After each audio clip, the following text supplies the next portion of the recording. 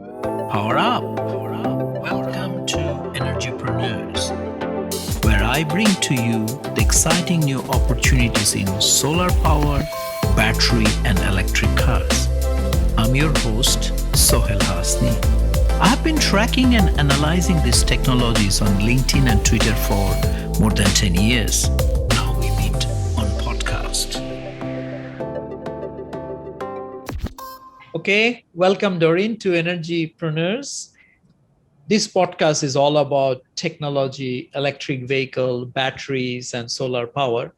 But at the same time, I thought it would be also interesting to explore social media, but social media gets a different connotation, but more about personal branding. And you are a guru that I know. So welcome to Energypreneurs. Thank you. Thank you for the warm welcome, Sahel. Thank you for having me. Yeah. So where do we start? What is a personal branding? Do you want to start with the definition and see how we explore a bit more? Sure. So there was a definition that I coined or that I came up with, and that's personal branding is the identity that you highlight based on your personality, your experiences, your skills, and your values. And I say highlight, but actually sometimes you are aware that you're highlighting it or that you do it consciously, but there are also times when you don't realize what you're doing, but you do end up highlighting something based on what I mentioned. So for a professional working uh, on a particular sector, if he or she starts talking about the certain things that he or she knows about in LinkedIn, so that's a personal branding, right? It can feed into your personal brand because essentially a personal brand is anything that you touch. It's like anything, it's a place that you go to, it's the food that you eat, it's experiences that you've had that make you into who you are, it's the clothes that you wear, it's the people you hang out with, it's a cumulative I would say summation of all of these different experiences, including what you post on LinkedIn. Wow. So yeah, now it's more sort of who you are than Yes, not just branding. yes, it is. Yeah. Wow. Then so if we say Doreen Cooper, what's your personal brand? How do you define in a very sort of for understanding? Yes. Right. Well, the thing is, when I'm asked to introduce myself, what I always say or what I always answer is that I'm an international learning facilitator. I'm a professional speaker. I'm a book author and I'm a content creator. So these are the titles that I have chosen to highlight my unique set of experiences among other things. So that's how I'm known professionally. However, I've noticed as well, because I did mention that part of your personal brand are the things that you may not consciously choose to highlight about yourself, but do get highlighted about yourself. And what I do for those things is at times I actually get feedback from people. I do it subtly, not to win your face, because sometimes people are kind of wary to tell you what they think. But some of the things that I normally get is they think that I speak well. That's a common feedback that I get. Another common feedback that I receive is I'm very structured. So, like the way I think, for example, the way I answer is very structured. I've also gotten a lot of intimidating.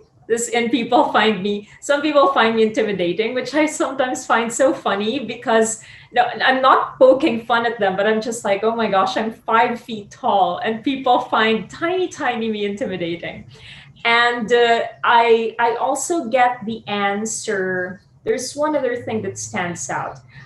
They think I'm like, they see me as elite, and they find that they usually think it's difficult to get me to interact with people who might not be part of the elite group, so to speak.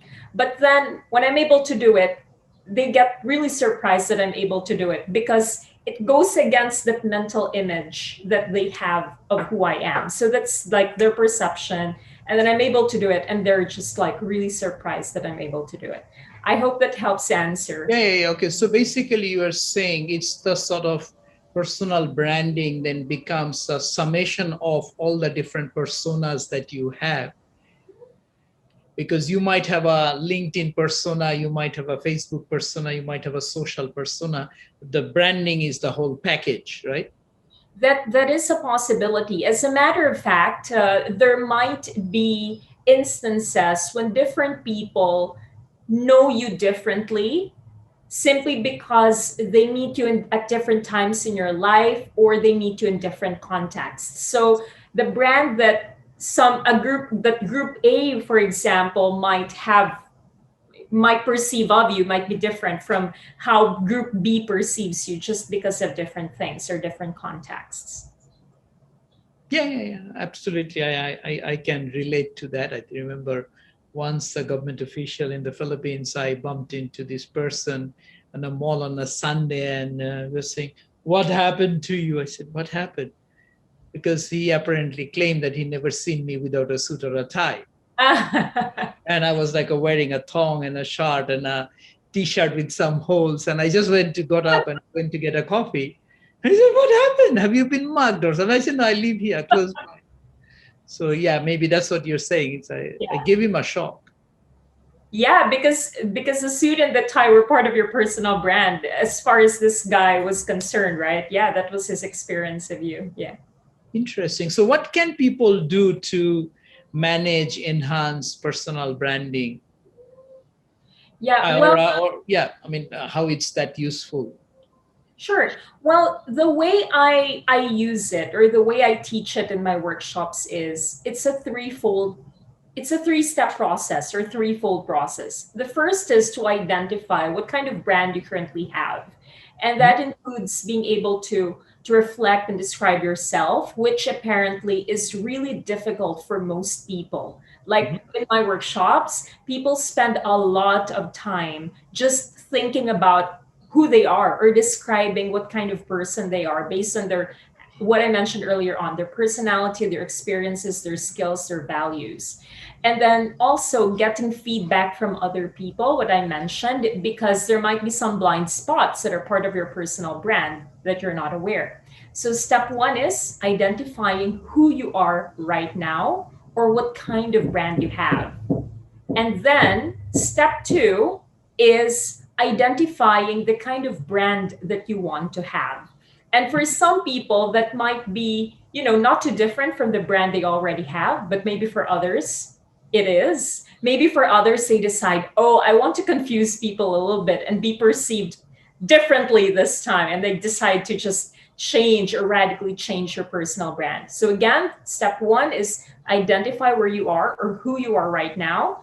Step two is where you want to go. And step three would be the action steps to get from who you are to where you want to be. So yeah, okay. So you first establish who you are. You Yep. get feedback from people to make sure that you got it right.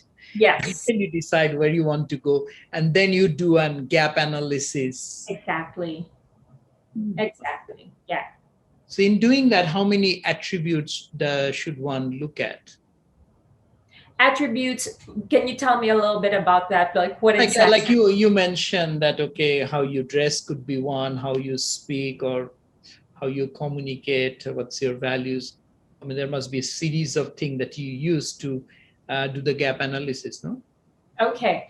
Well, I think it depends as well on what are the most important things for you. I would start there. Like, for example, maybe in your line of work, what one thing that is really important is how you are perceived as an expert in the world, because you're not just dealing with like one sector or one country, but actually with a lot of people. So that might be one, like how are you perceived as an expert? Are you perceived as an expert? Then just write it down. Another could be like people's experiences of dealing with you. Mhm. Like, do they? experience you as a warm person, as a business like person. So just identify or start with that. Like, what are some of the most important things for you as a person? And it really varies per individual. If you can do a minimum of 3 things, I would recommend that. If you can go higher than that, okay, but that just means you have to put in more work, especially if there's a bigger gap between the where you are and where you want to be components. And then I guess identify X number of actions Yeah. to reduce that gap. Yes, that's right. And I would also recommend doing it or writing it down in sequence, as in, okay, what is the most important step that I do right now? And just going further down the list from there. That's interesting. So after your sort of courses, how uh, ambitious or how what has been the most challenging case? Someone said, I'm here, I just want to go there. Have you had cases like that, that people really thought through and really wanted to transform?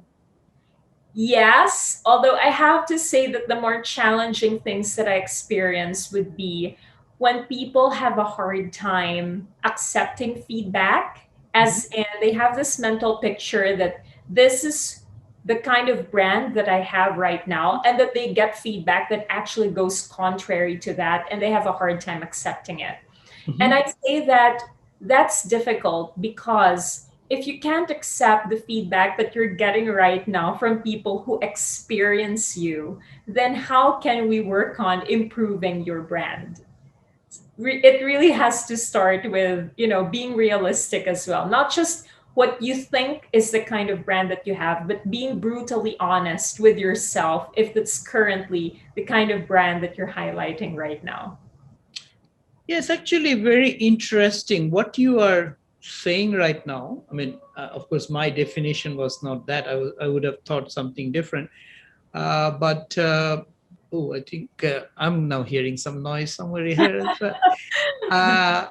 Uh, Benjamin Franklin, he had a system. I think it would be worthwhile for you to check. He picked up uh, a number of items, I think four different, and within four had 10 things. And he will do a particular day of the week that I try to do this behavior and this behavior. And there's a complete app and different systems available to track those systems, improve, and he will have a complicated scoring. So I would suggest maybe you can check. That may be a formula. Yeah, I think Ben Franklin, some system, the US president. Yeah. All right. Thank you for the tip. Yeah. I'll check. I might also send you some linkages. Now, coming back, how does then, what's the linkage between a personal brand and social media now? I used to Mm. think somehow it's related, but now I'm a bit confused.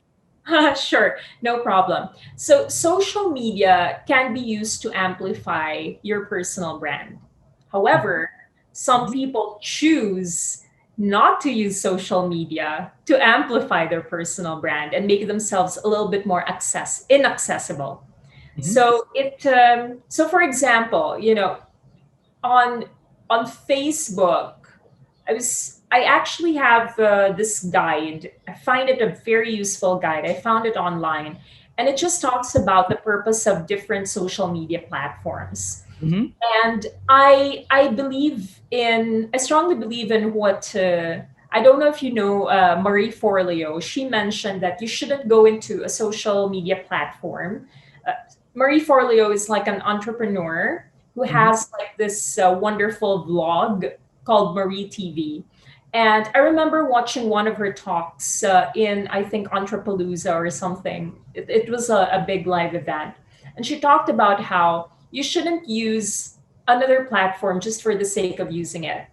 You should be able to choose your platforms carefully in a way that can help you instead of something that you're essentially just going to put aside or set aside because you already have too many things going on. So, actually, at times, less is more. So, yes, choosing the right social media platform is crucial to helping you amplify your personal brand. And you also have to be very, very careful about what you post on social media. I mean, there's so many professionals, for example, who are on Facebook.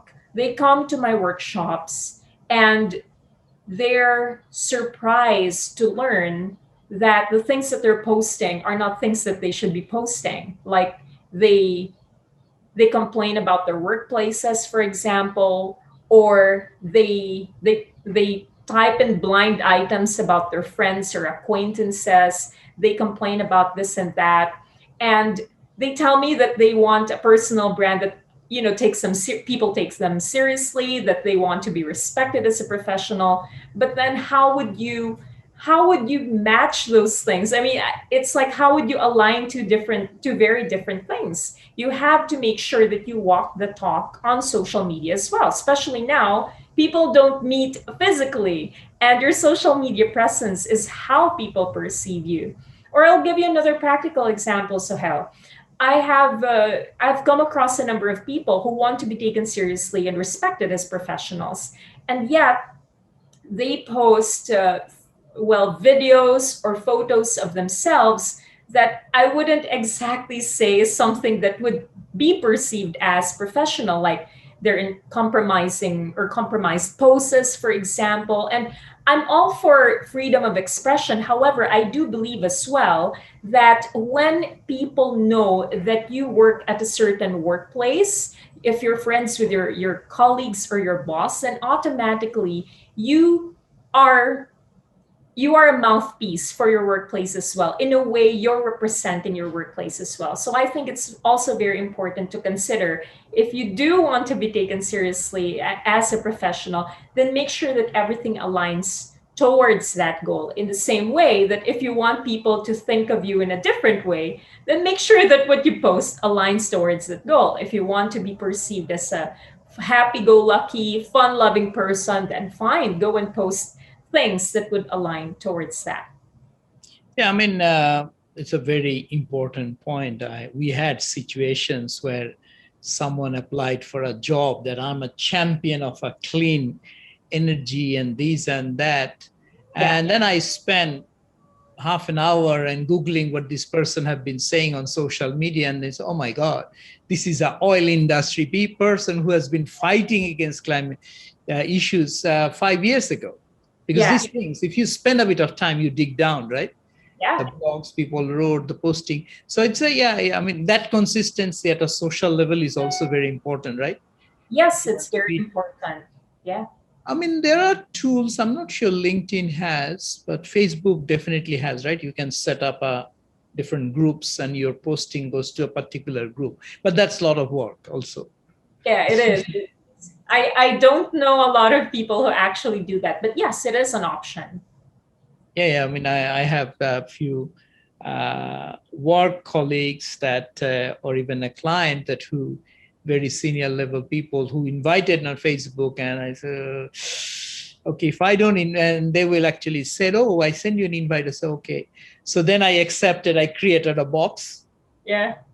And then park them there. So they see that I am dead on Facebook because I hardly post anything in that box. Right. So yeah, but it takes work. It takes a bit of thinking. Yeah. Yeah. It definitely takes planning, and you have to be diligent about it.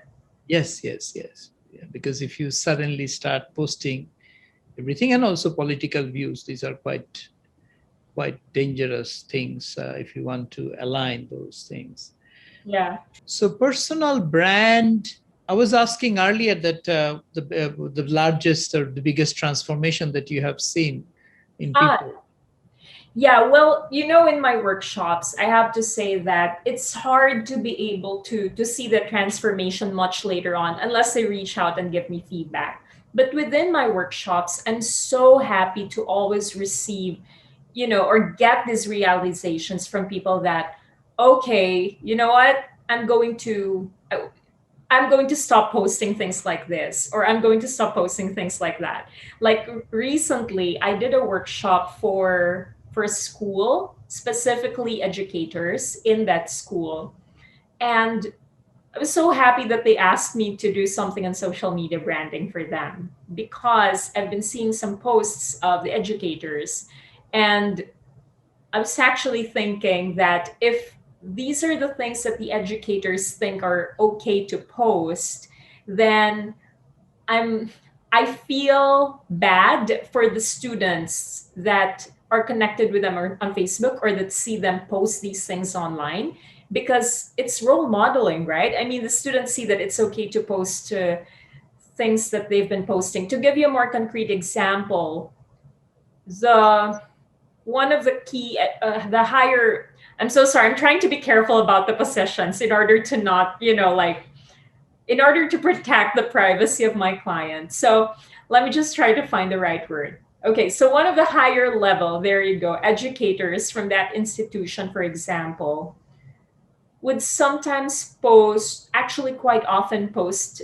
photos of himself without his shirt on, and he would post this like he would be in house clothes without a shirt on, and then just put a caption, and this would be on a public setting in Facebook so anybody could see it.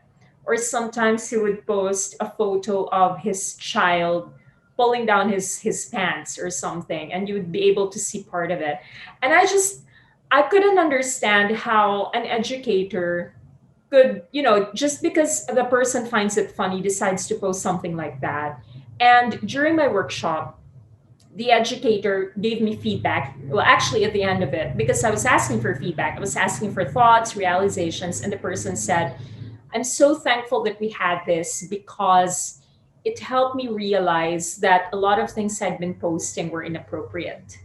And I was so happy to hear that because for me, that's already, in a way, positively influencing not just the current generation of educators, but the future generation of, well, the students who are, under their tutelage, under their instruction. So I was so happy to hear that. And now I see online that the person is a bit more careful. I'm not gonna say that he changed 100% since then, but I would say at least 60%. I've been seeing a lot safer posts compared to before when I was just scratching my head all the time every time I would see a post. And that was quite frequent. That was like an almost daily thing. So, what I'm understanding from this discussion that there is not much difference then between a personal brand and a corporate brand. It's sort Mhm. of similar, right? Corporate image is a way is the personal image, right? You know that this company cannot do this, so you Mhm. have to sort of similar, right? That I think somehow. it's a really interesting question, Sahel. I have to tell you a little bit of a backstory to answer your question. When I started freelancing, okay, so I'm not sure if you remember, I left McKinsey in third quarter 2014. Mhm, And then in 2015, I started doing freelance training.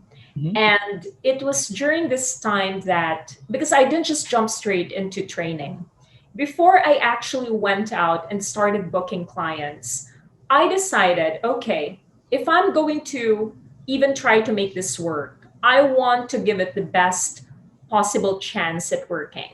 mhm. So I sat down for a couple of days and I actually did a strategy plan in terms of how to move forward. So I really treated it as a business from the very beginning, this whole freelancing thing. And one of the things that I knew I had to do was I needed to be able to build a good reputation out there in a market where nobody knew me because I had been employed my entire life. So I was like, where do I even begin? I'm jumping into an industry where nobody knows me. There's like no game plan. Nobody's going to tell me this is what you should do because everybody treats you as a competitor of sorts. So maybe they give you some advice here and there, but they never give you the full picture. And one of the things that I did was I actually studied companies. That's one of the things that I did. What I did was I sat down and I thought, okay, let me study some of the successful businesses out there. And I want to see how they were able to maintain their success through the years. And one of the things that I observed was they had a strong brand. A lot of them had strong brands. So that was really something that I took away from the different case studies that I did. And it was very tedious to do that. Other people would probably skip that step and just jump straight into trying things out. But I felt it was important. And that was actually where I started falling in love with personal branding because I realized how important it was. And I agree that it has personal branding has a lot of similarities with corporate branding. Of course, it's just a lot more complex because these are big companies with a lot of employees in there.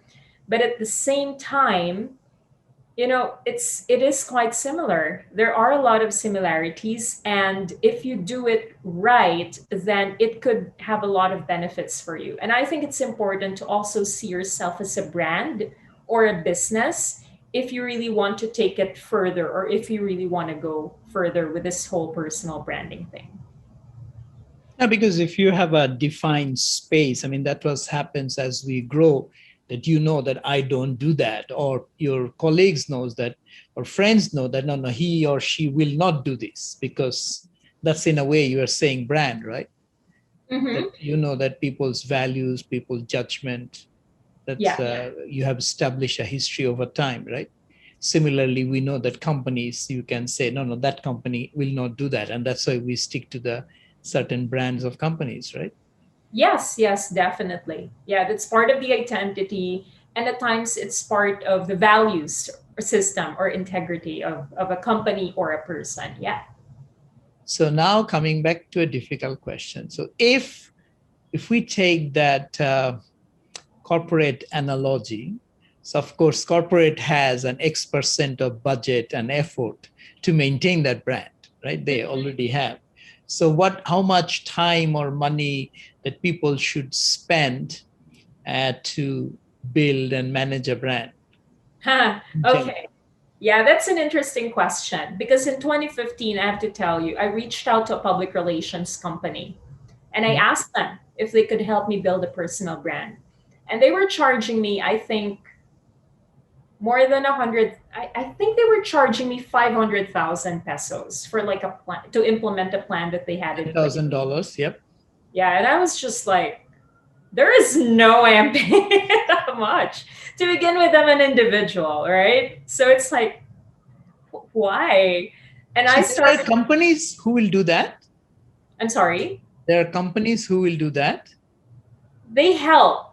Yeah, public relations companies, they Oh, help. public relations. Oh, okay. Yeah, so if you want to shortcut some parts of the process, like making certain contacts and stuff for a certain amount, you can shortcut part of the process. But you know what? One thing that I've learned is nothing beats organic growth. Mhm. And I think that, well, I'm very happy that I decided to take that route, although it takes longer. But at the same time, you really build a stronger foundation. How much time should you spend? You asked. Well, I honestly think it's hard to say or to cite a certain amount of time, but it's really more of trying to align your efforts, like small steps every single day, instead of, like maybe you can try to suddenly read, like put up a website today about yourself. Yeah, okay, that will help. That can take a lot of time if you do it yourself. I know because I edit my website.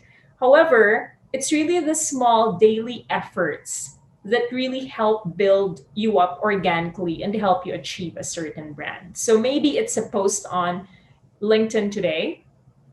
Maybe it's making sure that your photos, like cleaning up your photos on Instagram or your feed on Instagram. Maybe it's also checking your Facebook feed to see what you've put in there over the months. Yeah, so it's small steps that can really help you achieve the goal long term.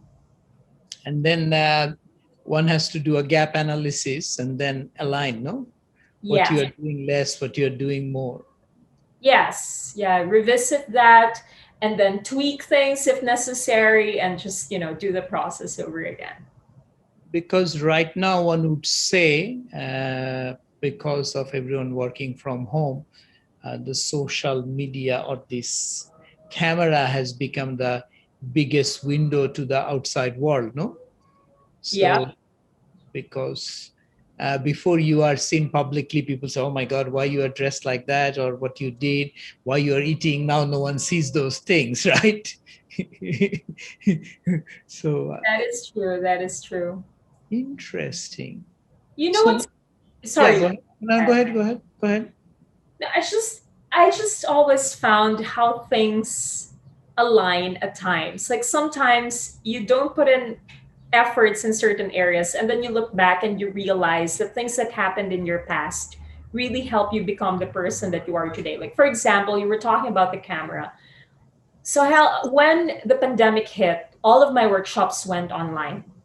And a lot of trainers had a hard time migrating to the online platform. Mhm. But I was one of those who had little to no problems in migrating to the online platform. My main problem was not my skill in facilitating online, it was my internet connection. Yes, yes. Sorry, yeah, that was my problem. But the skill itself, how to facilitate, was never an issue. And that was because when I was still with McKinsey, I was doing a lot of training online already. And that was like 10 years ago. So I was just so thankful how things aligned for me. Like if I look back, as I mentioned earlier on, your cumulative experiences also help you become the person that you are. And it's really up to you if you want to use those experiences and you want to highlight them for others. Or if they get highlighted and you realize, oh my gosh, I didn't realize that others were experiencing me in that manner. I mean, Yours, you started with a huge competitive advantage. You are an amazing speaker, so you're very kind. of course, Thank you. and of course, that makes it a huge advantage. Whether you go online or not, I mean, your ability to engage people remains the same, right? Actually, you might be surprised. It's very different. Online and in person, they're so different. Other people, they hate going online and they keep complaining to me about it. In fact, there are companies that get me to teach them how to speak online because they have absolutely no idea how to engage people online. And I'm just like, okay, no problem. That's an opportunity for me to do more work. Yeah, so it's interesting because people sometimes don't know what to do with this box, even though they don't realize that, you know what, every single day we deal with boxes. We deal with cell phones, we deal with televisions, we have all of these boxes, but then when they're put on the spot, they just don't know what to do with it. So yeah, part of really, going back to personal branding, it's really important now to really know how to be able to upskill that can help you bring out your best self in an online platform. Anyway, going back. I Yeah. think there is a tricky part in the online communication, because in physical communication you can just look around who is in the room. Right here things are getting recorded, they are repeatable, predictable. A lot of people freak out. Like I was in a very complicated procurement discussion last week. I mean, this is a particular case. I said I requesting everyone to switch off all form of recording, because whatever we are discussing, confidential and da da da. And then I realized three people were actually recording this. Nobody asked permission because now it's so easy to record, no? So what should young people do about personal branding? It's a big challenge, no? Because whatever you do today, even as a parent, what they should do for kids' personal branding, because this thing will stay, right? Yes, actually, a lot of stuff really stays online. Yeah. So I think that as soon as people become aware of the concept, it's good to just take a step back and really be mindful about what you put out there, because people engage in different actions every single day, but there is a lack of mindfulness in terms of a lot of things that we do. Then again, I know that there are a lot of people who, they do this naturally. Like, for example, you were telling me about the lady on LinkedIn who, without a strategy, was able to really build a following. And Hmm. the things that she was posting just really aligned with her personal brand. So that's good. But the truth is, she's really rare. Most people are not like that.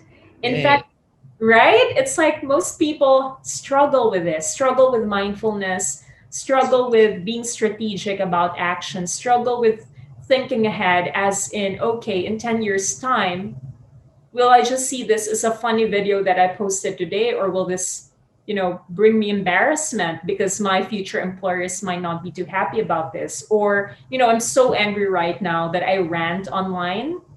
If I look back, would that be okay, or will it be something that's gonna come back and haunt me? So it's Yeah. really mindfulness. Yeah, please go ahead. No, many years ago, I think it was early 90s, there used to be some groups on, I mean, it's the early days of internet. So where you could go socio-culture, different topics. So you could comment. I remember commenting on something. I was trying to buy some Disney movies for my daughters, and somebody said something, and I said something. And for at least 5 years, every time I Google my name, that came used to come out. Oh my gosh. And that was between 95 and I think it up to 97 or 98, or maybe even 99. And then, of course, since then, so many things have gone on. Now it's not there. So even I think last year, once I went and said, oh, is it still out there? So I realized that somehow it got lost. Sort of, we write so many things, so many posts, so that got buried deep. But that was, it was nothing significant. But if that was the only thing that popped out when you Google my name, oh, that would not be nice. Right. You got lucky. You got really lucky. It got buried. No, because those days, I'm talking about early 90s. So there was not much thing on the net, right? Yeah. So young people should attend courses and classes to build that awareness, I would say. No, you should write a book about that. No, how you should prepare for uh, your personal branding when you grow up, something like that. No. Actually, it's in the works. Good. Yeah, I am writing an ebook on personal branding, and the goal is to release it this year.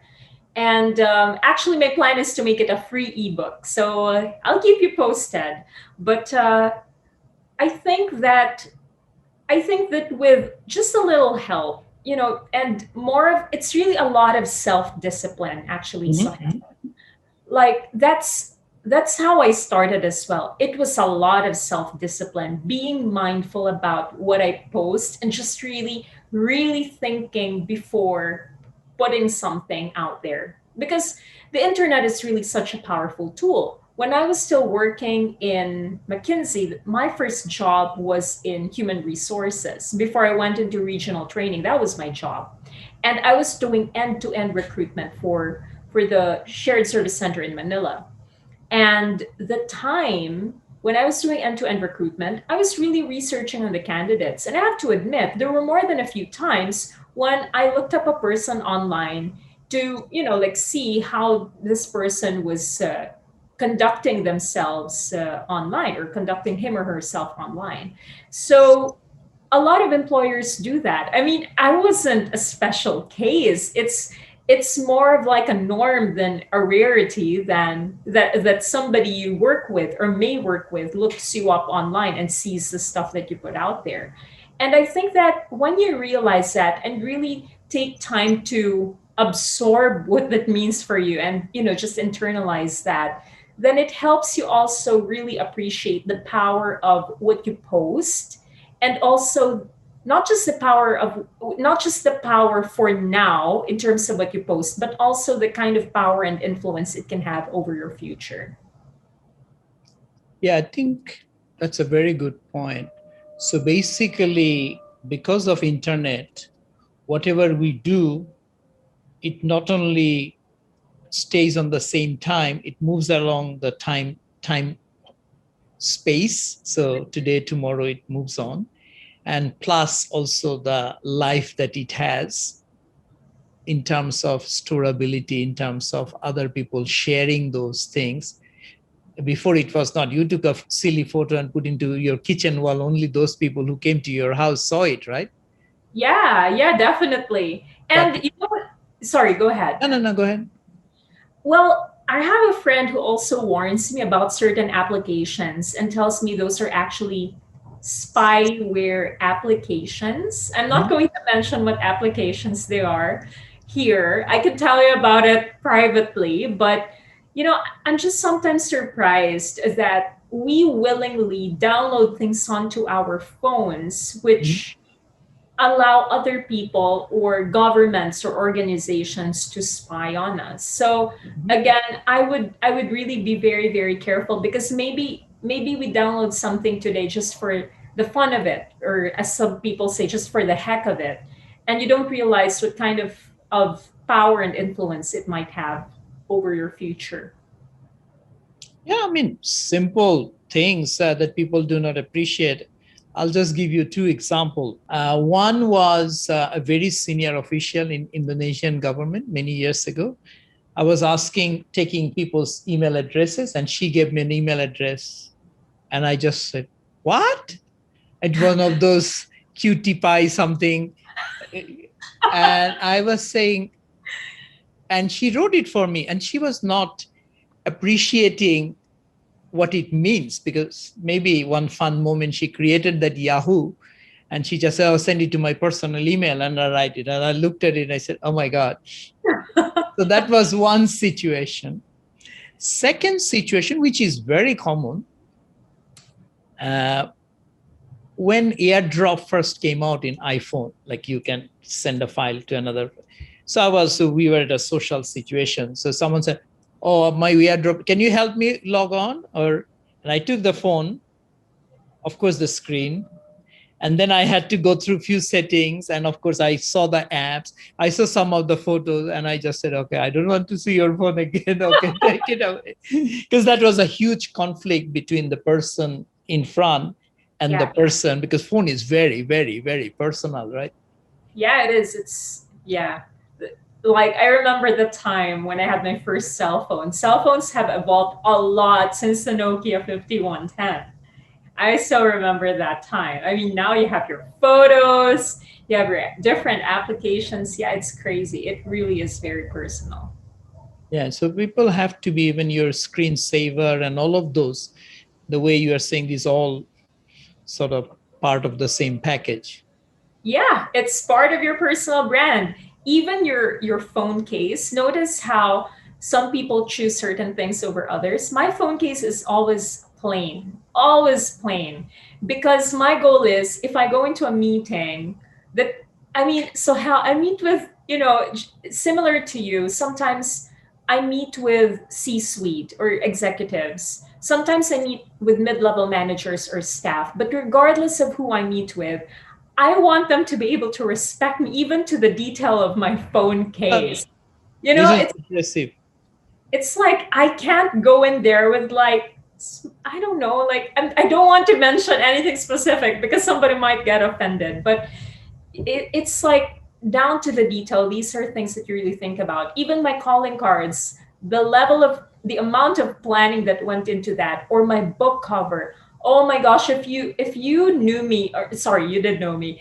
If you saw me, there you go, that's more proper. If you saw me when I was working on my first book, I was so OC about it. Even the placement, the tiniest like spacing between each letter, I had to make sure that it spoke of quality, because I felt that that represented my personal brand. Because as you said, everything, it all matters. And some people might be like, this girl has a lot of time. Actually, no. As I said, it's small daily decisions that matter.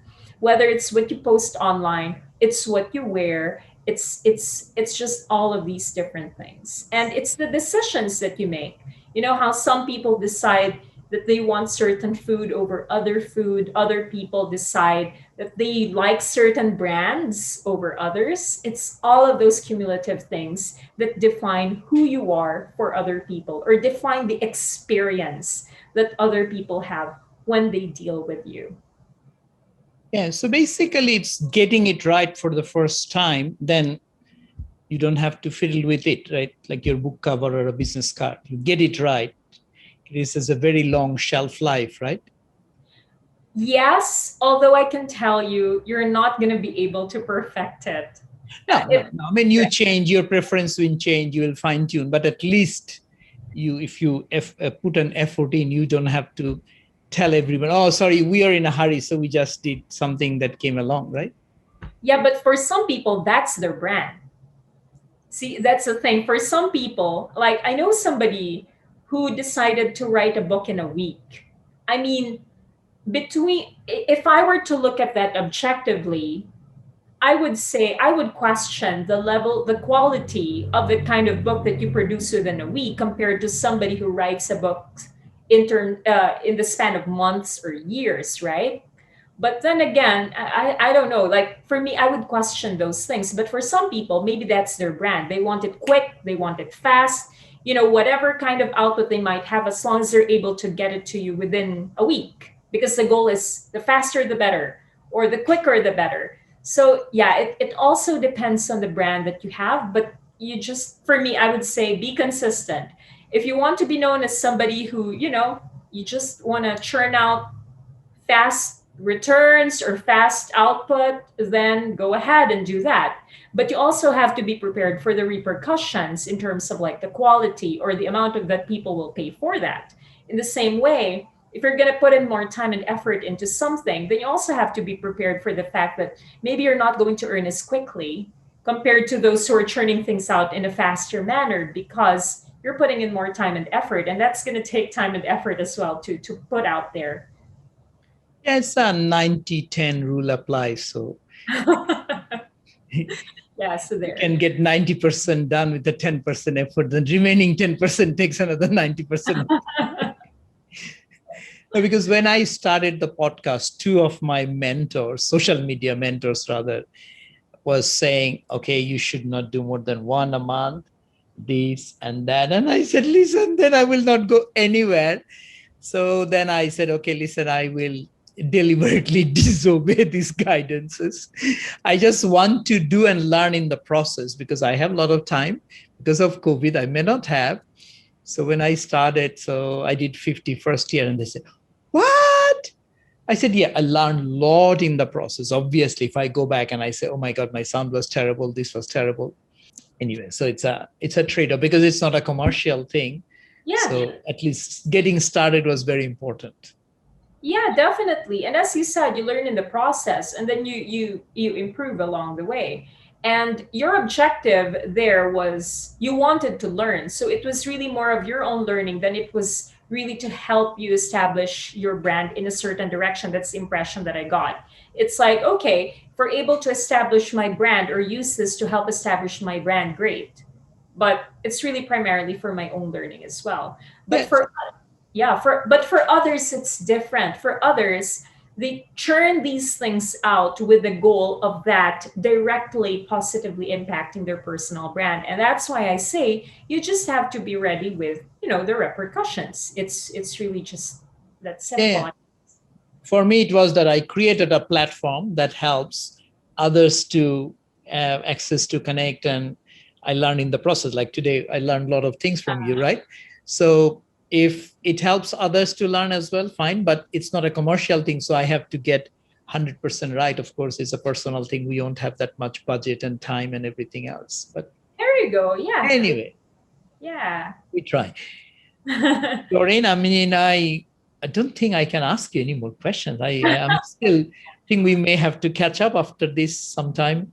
I will have a lot of questions once I have absorbed these things in. Do Sure. you, is there anything else that I could have asked you or we could have discussed you want to highlight? I think we were able to cover pretty much everything on personal branding. Well, as I said, I think conceptually it's kind of easy to understand it, Mhm. but when you put it into practice, that's really where the hard work is. Mhm. Because it's kind of easy to talk about. A lot of it is very practical, but when you get into the practice of doing it, as I told you, a lot of people in my workshops, the first step in terms of creating their ideal brand or their goal, they already complain a lot because that's really where the challenge is. It's in concept putting things down or writing them down and then identifying the action steps and then implementing them. It's the discipline of implementing those things as well. So yes, it's generally easy to understand, but it's practicing it that takes a lot of discipline, a lot of effort, and you really have to want the long-term rewards for you to really put in that kind of effort into it. But I can tell you it's worth it. And as they say, nothing, what is it saying? Nothing worthwhile is ever easy. I think there's a saying that goes like that. And this is definitely one of those things. Yeah, definitely. I mean, I tried in a way.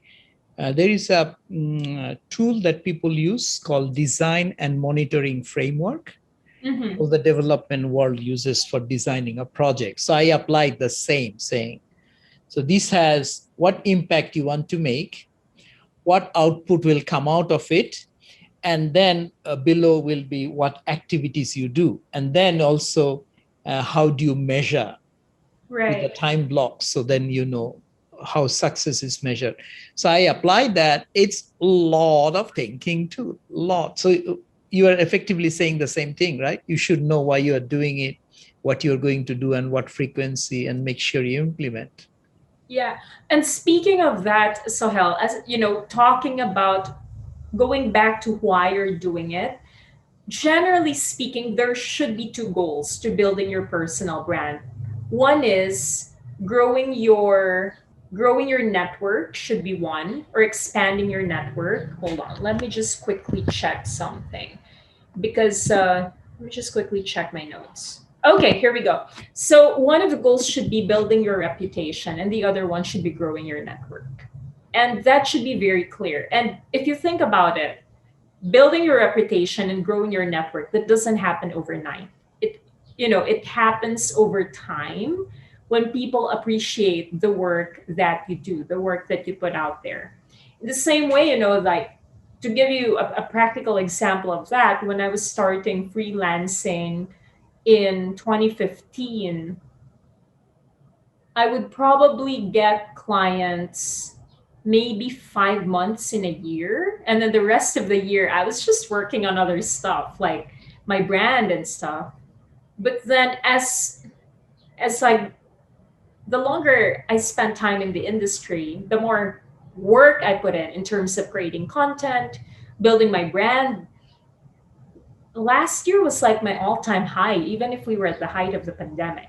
So it really pays off. And I think last year, even at the height of the pandemic, there was just 1 month when I had no paying clients. And that was the month that they announced the lockdowns in Manila, which was March. I had no paying clients because of that transition. All of my workshops were canceled. And it took, people a few weeks.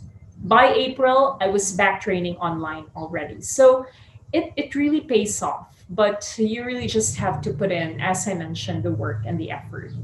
And you have to love it. So the bigger picture of what you just mentioned earlier, that you want to build a reputation and you want to build your network. And Yes. then once you have both, say you have, then you want to build an influence as a professional, no? Uh,